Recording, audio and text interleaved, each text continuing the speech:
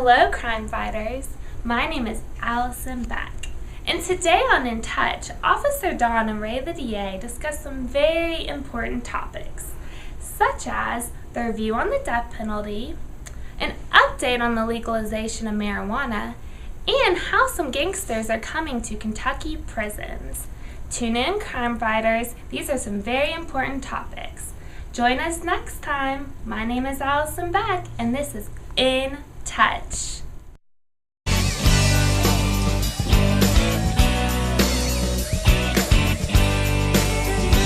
Here we go. Welcome to InTouch. I'm Officer Don with Fayette Commonwealth's Attorney Ray Larson. Man, the crime fighter extraordinaire here. What do we got going on this week? You know, I feel like I'm the bad news bears all the time because I'm always complaining, it seems. But when I think about it, I got a lot to complain about.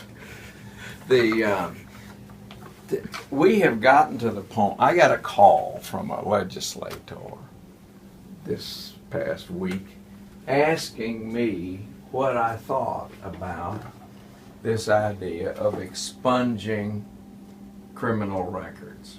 Mm-hmm. Now, explain that. Expunging means erase. Okay. Erase a criminal conviction from a person's record. And they're talking about Class D felonies. Which what classifies as a Class D? Burglary? What? Some burglaries, most thefts, Mm-hmm. and that sort of thing. And I said to the guy that called, at least Rob Benvenuti called. I never hear from legislators. They don't call and ask what do your constituents think. They just do what they want. And that's kind of a complaint I have, because these people are supposed to represent their constituents, not represent themselves. And that's kind of what happens when people are elected. They quit listening to the people that put them in office. But at any rate, Rob Benvenuti called and said, what do you think about this expungement thing? And I said, let me give you some facts. I said, did you know that in 2013 there was over $20 million worth of property stolen from the citizens of Fayette County? He says, you mean that's just Fayette County? And I said, yeah. He said, whoa. I said, and the people whose records you're talking about erasing, expunging, are mostly those thieves and repeat offenders. And I said, who are you representing? The criminals, or are you representing the people who pay taxes, obey the law, and do what they ought to be doing? And I said, sounds to me like you're taking away anything bad to people that happen to people if they break the law. So what are the deterrents to keep people from breaking the law? I said, that's kind of what's happening in our legislature now.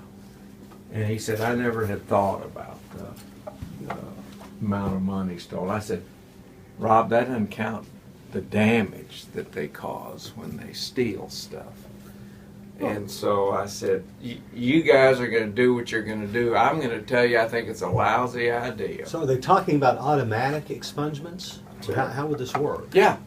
Yeah, they just at a certain point. It just goes away. Yeah. Okay. Mm-hmm. Because now, if you commit a crime, if you commit a burglary when you're 18 or 19 years old, and now you're 30, you can get that expunged at some point, can you not? Mm-mm. You can't get that record sealed or expunged? No. No, but here's the deal. Mm-hmm. People can outlive something that happened in the past. Yeah. You can outlive it. For example, if you committed, if you went in somebody's garage and stole beer out of a refrigerator when you're 19 years old, that's a burglary in the third degree, right? Mm-hmm. Okay, so what happens is if you are, so you're convicted of burglary in the third degree, and you decide at age 19, 18, 19 or so, man, that was a big mistake, I'll never do that again, and you don't. Mm-hmm. And at age 27, you're applying for a job, and they said, did you have a felony? He said, well, yeah, when I was 19 years old, and I learned a lesson. I haven't done one thing since then. Most people will say, okay, I'll give you a shot. Most people would. But these repeat offenders, these jerks that commit crime after crime after crime, that's a bad deal. Speaking of repeat offenders, let me tell you, so far this year, we've had 39 repeat felony offenders. That group, see, here we go, we're starting a new year.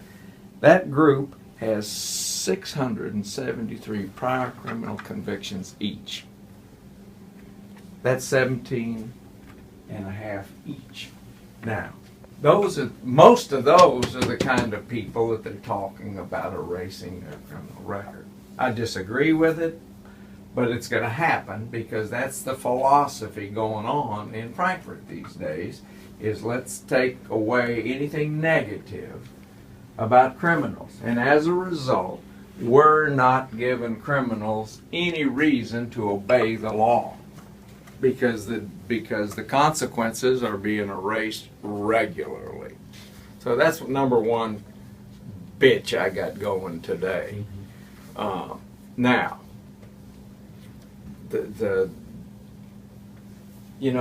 if a guy commits a rape and a murder in Lexington, Kentucky, and then runs away to Mexico,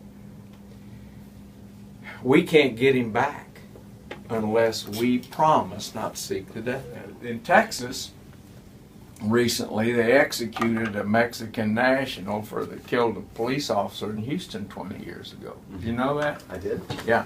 Well, the Mexican government is all fired up. But let me tell you something. Recent public opinion surveys show that the national mood in Mexico is in favor of the death penalty. Did you know that? I did not know that. Yeah. And here's the problem. Mexico has experienced more than 7 years of hyper-criminal violence that's killed an estimated 80,000 people and left thousands more missing and presumed dead. And that's what's driving the pro-death penalty attitude in Mexico.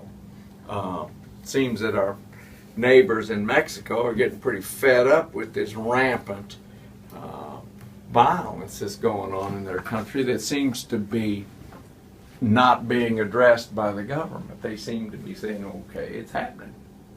Now, I'm told that vigilantes are starting to get involved down there, starting to knock these cartel types off. So, there you go. But at any rate, that's for the anti-death penalty zealots out there, this is bad news. You know, in Europe, they always say that in Europe, they don't believe in the death penalty in Europe. There's two kind of people. There's citizens and there's called the ruling class in each of these European countries. Almost all of the citizens in the various countries believe in the death penalty in Europe, but this ruling class won't let them vote on it. Did you know that? Did not. Yeah. Well, So what, as far as the death penalty is concerned, what's your thoughts on it in general? Do you see it as a deterrent? Do you see it as more punishment? From your perspective, why is it important that? Well, there have been studies recently that indicate that every time an execution occurs, that it reduces something like 17 homicides. Mm-hmm. Now, look, I don't care whether it's a deterrent or not. It is an appropriate penalty for specific awful crimes. Mm-hmm. That's what I think. Yeah. And I'm not hung up on whether it's a deterrent or not. I think it's an appropriate penalty. Well, and that is one of the points. I mean, I guess one could argue about whether or not it's a deterrent, but they never talk about the victims. And they never talk about the victims' families. And I know that you deal, that's where I was going with that. I know you deal with the victims' families in these cases, and no one ever says, look, what do they think? What does the mother of this child that was raped and murdered think? What is going to bring as much peace as possible to the victims' families? And you deal with these people very intimately throughout these cases, so I know that obviously sways your thoughts on that. Well, it's very interesting because this whole topic came up again. Listen, I scour the news about criminal justice news and opinions and that sort of thing. Headline: Oklahoma is not going to review its death penalty execution policy. Now, why did that? Because there have been some whining and complaining by these anti-death penalty zealots about the use of these drugs. For example, they whined that Michael Lee Wilson was executed January night, said he felt his whole body burning. Another guy executed complained of a metallic taste in his mouth seconds after the injection.